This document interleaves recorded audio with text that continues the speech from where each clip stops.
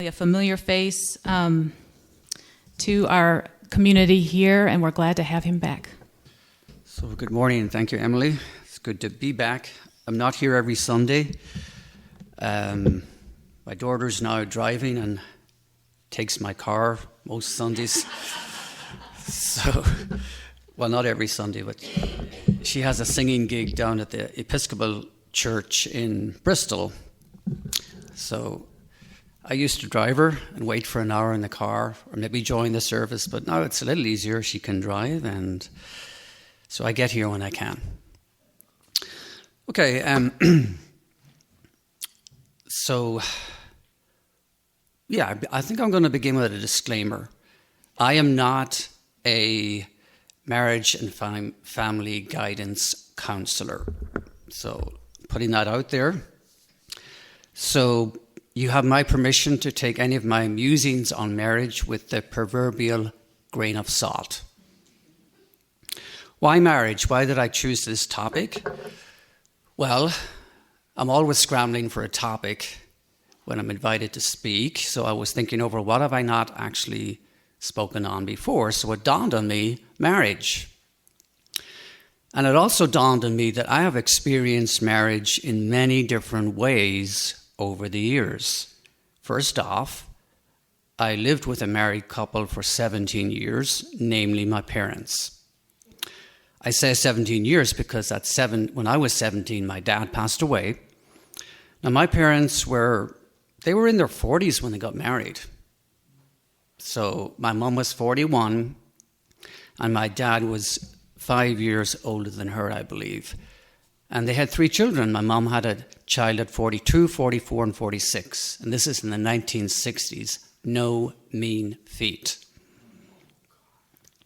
So it happened, and here I am as a result. So I have my recollections of their married life, and that has shaped my understanding of marriage partly over the years. Secondly, as many of you know, I was an ordained Roman Catholic priest for a few years in California.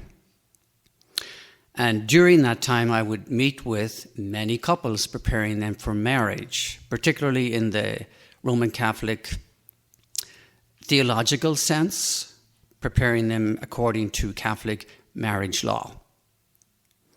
Now, I resigned from my ministry as a priest, and not long after, I got married myself. And I remained married for 9 years. It didn't quite work out for me, but I learned and grew a lot from that experience. And lastly, I have continued to officiate at weddings over the years. And you know that. I've been doing that for over 22 years. Yes, I did, Jay. Thank you. And I've learned a lot from the couples that I've worked with. Now, the weddings I do are very non-denominational, nondescript kind of weddings, but they will have a spiritual feel and component to them. So, in other words, I believe in marriage. Otherwise, I wouldn't do the work that I do. Okay. I wanted to begin with that. And secondly, the song Chris just played for us, Take Me to Church, was written by Hosea, an Irish singer-songwriter. Now, he's using church as a metaphor because the protagonist in the song is comparing his lover, a male lover, to religion. And it's his male lover who liberates and uplifts him. This is the altar he chooses to worship at, not the altar of the oppressive and judgmental Catholic Church. Now, I don't know if the song is autobiographical, but Hosea was not raised Roman Catholic. He was raised Protestant Quaker. But he grew up in Ireland, so has some experience of the Irish Catholic Church. So, I chose that song as to segue into the first part of my presentation on marriage, which is really a cultural backdrop to marriage growing up in the northern part of Ireland in the 60s and 70s. So back then, marriage was monogamous. It was a legal and religious contract between straight couples, and it was for life. Divorce was legal but rare in Northern Ireland.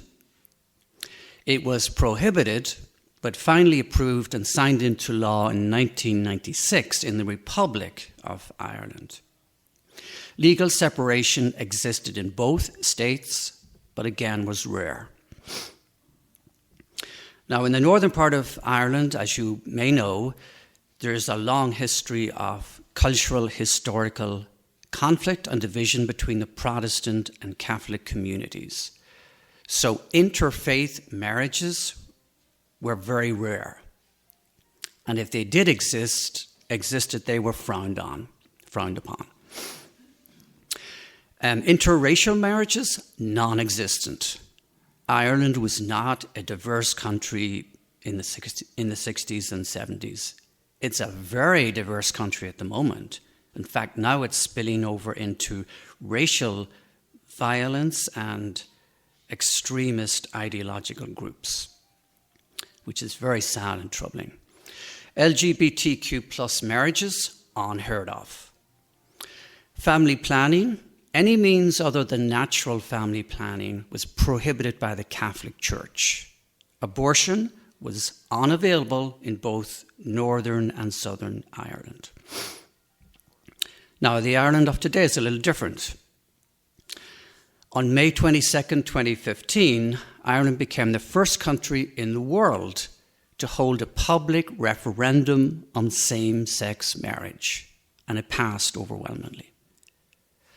And as of January 1st, 2019, abortion is permitted during the first 12 weeks of pregnancy, and later if the mother's life is deemed to be at risk or in danger. Okay, so that's just a little cultural backdrop to my early experience of marriage growing up in the northern part of Ireland. Now I'm going to share with you a little bit of the Catholic theology of marriage, because this is what I was trained in before becoming an ordained Roman Catholic priest. So I'm going to share you some of the tenets of the Catholic theology of marriage, and then I'm going to share with you some of my personal disagreements, which there are a few. So the first one, up until the Second Vatican Council. Now, the Second Vatican Council was initiated by Pope John XXIII. It was an effort to reform the Catholic Church in terms of, let's do our liturgies in English, not Latin. Let's liberate everyone who's baptized to have some form of ministry in the church. So the languages and the liturgies, a lot of things changed during the Second Vatican Council. Now, before the Second Vatican Council, this period of reform, marriage was considered to be basically a contract between a heterosexual couple for the procreation of children. Little or no emphasis on the nurturing the intimate union of the couple or the spirituality of their relationship. Okay, post-Vatican II, these dimensions of Catholic marriage were elevated and given a lot more importance and consideration. Sexual relations between a married couple. Every sexual act needs to be, in the words of Catholic theology, unitive and procreative, always open to the procreation of life. And only some form of natural family planning was and remains acceptable. In the Catholic tradition, marriage is a sacrament, and by its ontological nature is indissoluble. Catholic marriage, however, can be annulled, but that involves a formal process of annulment that can take 1 to 2 years. There's a marriage tribunal, and there are witnesses called upon. Now, there's a shorter form of Catholic annulment.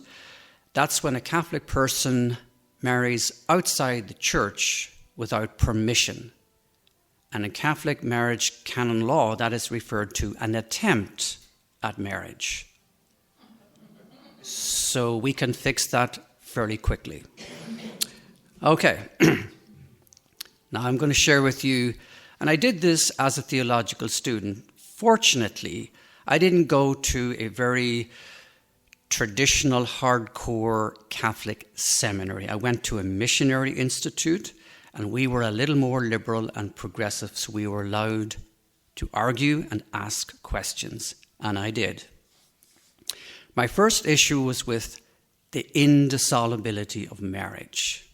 Now, according to Catholic marriage law, by virtue of consent and the consummation of the marriage, you make it indissoluble.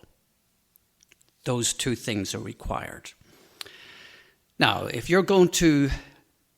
this marriage needs to be annulled, okay, there's a way to do that.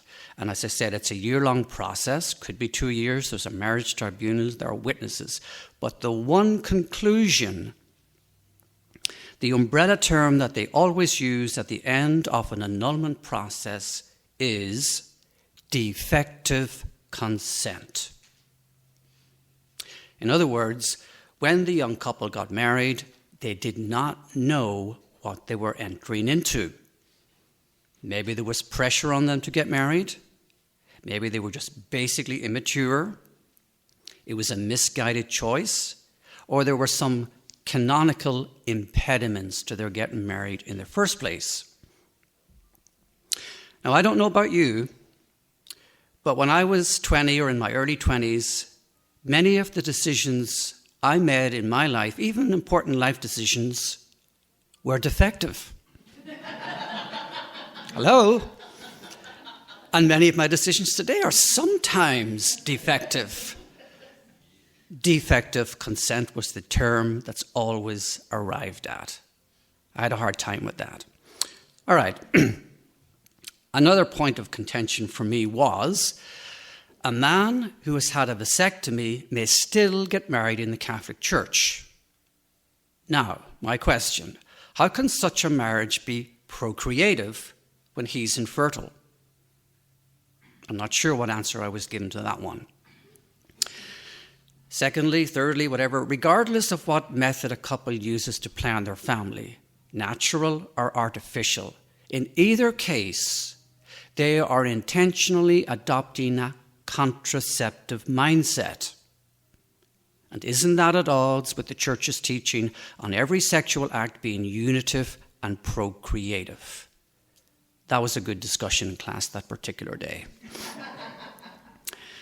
And lastly, and very importantly, I was offended by the isolationist and arrogant language used in reference to homosexuality.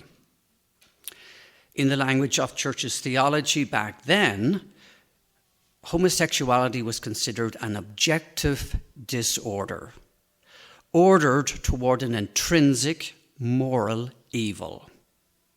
Any sexual activity between a gay couple was contrary to the natural law, closed to the gift of life, and did not proceed from a genuine, affective, and sexual complementarity.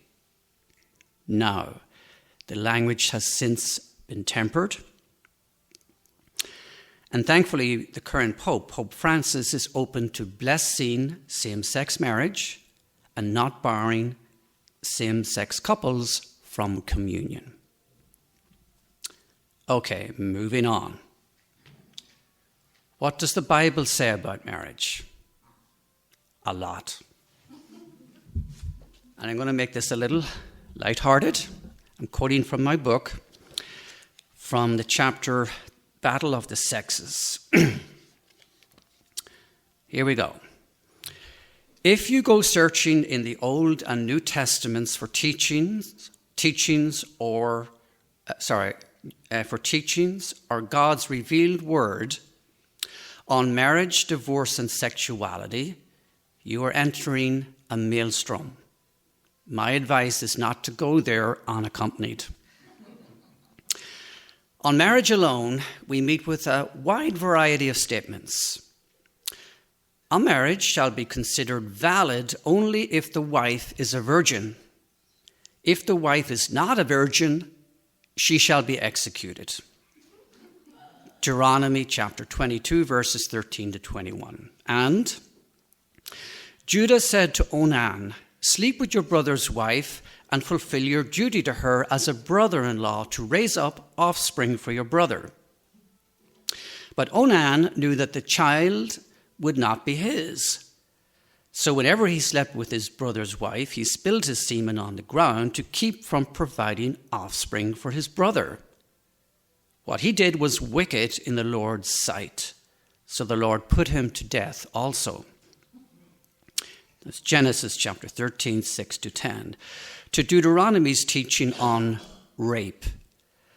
A virgin who is raped must marry her rapist, and the rapist must pay the victim's father 50 shekels of silver for property loss. Deuteronomy chapter 22, verses 28-29. And those are just some of the Old Testament references concerning marriage. The books of Leviticus and Deuteronomy are equally brimming with solemn exhortations on diet, alleged homosexuality, and Holocaust. Didn't I tell you it was a maelstrom? All right. Let's move it up to the present day, contemporary marriage in the United States. Well, we have a lot more fluid understanding of marriage. We have traditional monogamous marriages.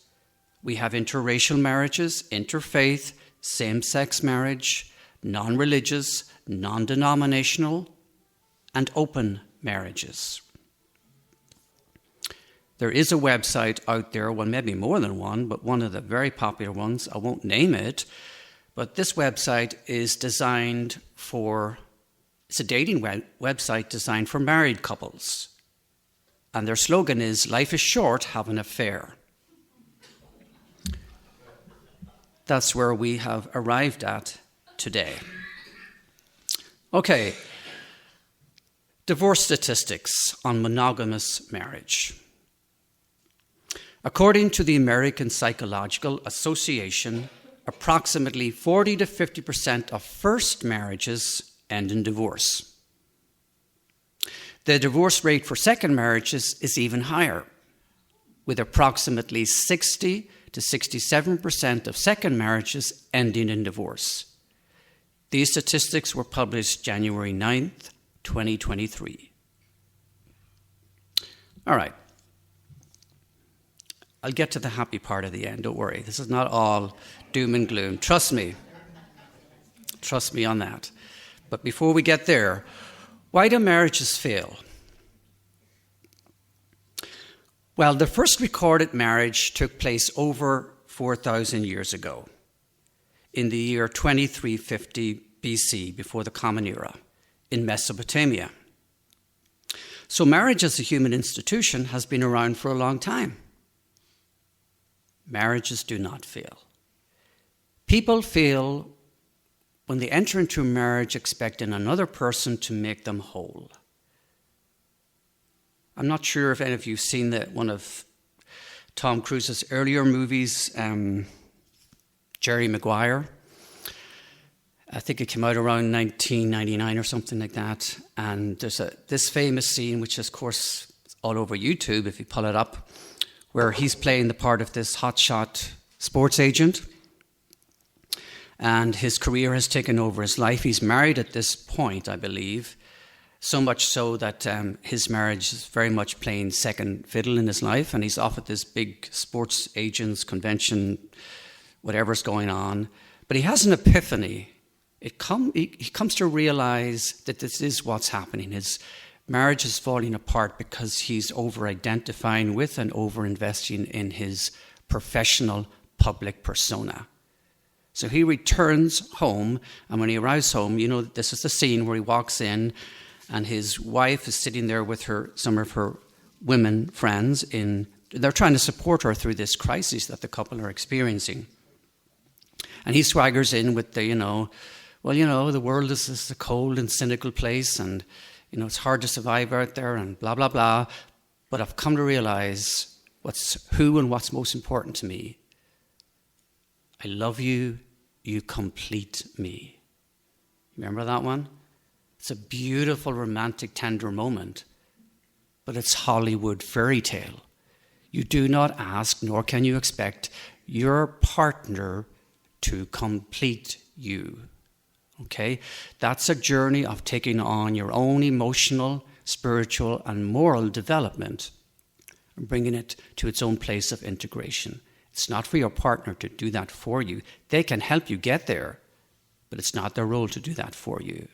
But it's still a beautiful line. It's just misguided. All right. In my opinion. Now, the committed relationship that plays out within marriage can break down temporarily or permanently for some of the following reasons. Infidelity, relentless arguing, infertility, and lack of commitment are some of the top reasons for divorce, not only here in the US, but all over the world. But there's usually more than one cause. Now, according to research, most divorce reasons are preventable if both couples are truly in love and willing to invest the time and energy in working out their differences. Emotional immaturity. If there are, and I think this is the key, if there are unresolved emotional wounds stemming from one or both partners' childhood that are not addressed and healed and worked through, the marriage is on shaky ground, in my opinion. And research shows that children of divorced parents are more likely to experience a divorce themselves. Where there is emotional, verbal, or physical abuse, or where one partner exhibits a severe personality disorder, like narcissistic personality disorder, or is a sociopath or psychopath, the odds are not good. All right. I would like to share with you some key components of what I believe will make for an enduring, fruitful, and faithful marriage. Number one, communication. When a couple creates a safe and sacred environment to honestly share what they're feeling, it becomes the foundation of emotional intimacy in their life. Secondly, outgrowing magical and overly romanticized expectations of marriage. That's where we're running into in the modern day. The need to ground the marriage relationship in a healthy and realistic way, and to broaden our understanding of erotic energy and passion. In her book, Mating in Captivity, Unlocking Erotic Intelligence, couples and family therapist Esther Perel views eroticism as a quality of aliveness, of vibrancy and renewal. She views it as a sacred, creative energy that stretches far beyond coupling sexuality. For her, eroticism is a spiritual, mystical experience of life. In her words, it is a transcendent experience of life because it is an act of the imagination. Two terms I often use with couples when I officiate at their weddings are this: companionship of empowerment and moral companionship. In other words, don't go into marriage asking, "What's in it for me?" Go in asking, "How can I show up daily for my partner as the best version of myself? How can I help my partner to be the most fully alive, vibrant, and authentic version of themselves that they can be? Do I take ownership of my feelings? Remembering that if something my partner says or does triggers me, there is an emotional history to my being triggered, which I need to explore on my own and with my partner." Moral companionship. What do I mean by that? When the couple share, reflect, and honor each other's deepest held beliefs and values, they are building the strongest foundation for an enduring and deeply intimate relationship. But it calls for emotionally honest, courageous, and vulnerable communication. And it also calls for the daily practice of forgiveness. Now, every perceived wrongful act or word on the part of my partner stems from erroneous thinking and imperfect judgment, as it does for everyone. In essence, my partner is reflecting back to me my own unconscious guilt. There's nothing wrong with my partner. The same egoic impulses that drive and underpin their behavior shape my own behavior. It's simply being reflected back to me. Commitment to mutual spiritual growth and awakening. In the words of Eckhart Tolle, if I accept that my relationships are here to make me conscious instead of happy, then my relationships become a wonderful self-mastery tool that keeps realigning me with my higher purpose for living. Marriage lived in community. Always stress, when I do weddings with the couple, don't live your married life in an insular or privatized way. Draw on the love and support of family, a spiritual community, and those who care deeply about you. Also, in turn, as a couple, be of service to the wider community. Extend the love you have for each other, and this expands and deepens your intimate relationship. You are an inspiration and gift to your community of the fruitfulness and the faithfulness of your married love. And lastly, I always say to couples again when I'm officiating at weddings that marriage is not possessive or controlling. I tell them you do not belong to each other, but you belong with each other. Be attentive to what your married relationship needs at all times, and it will not fail you. Okay, I'm going to bring this home with a short reflection.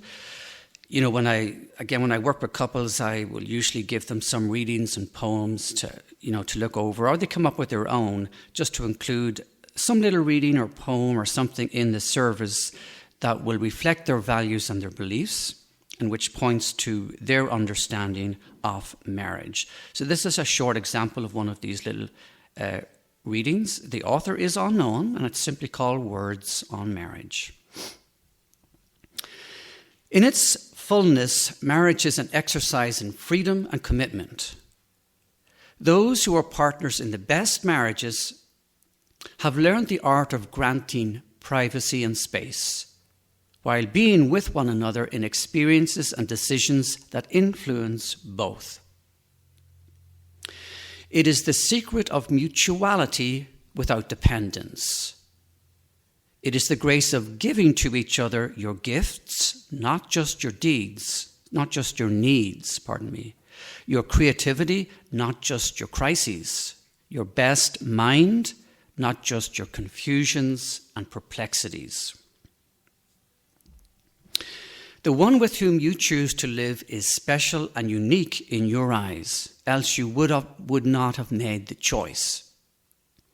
But the investment you make, the contributions you make to the other and receive from the other, that is what makes your relationship special. That is what makes your relationship ever inviting, ever challenging, ever rewarding, ever a blessing. Thank you.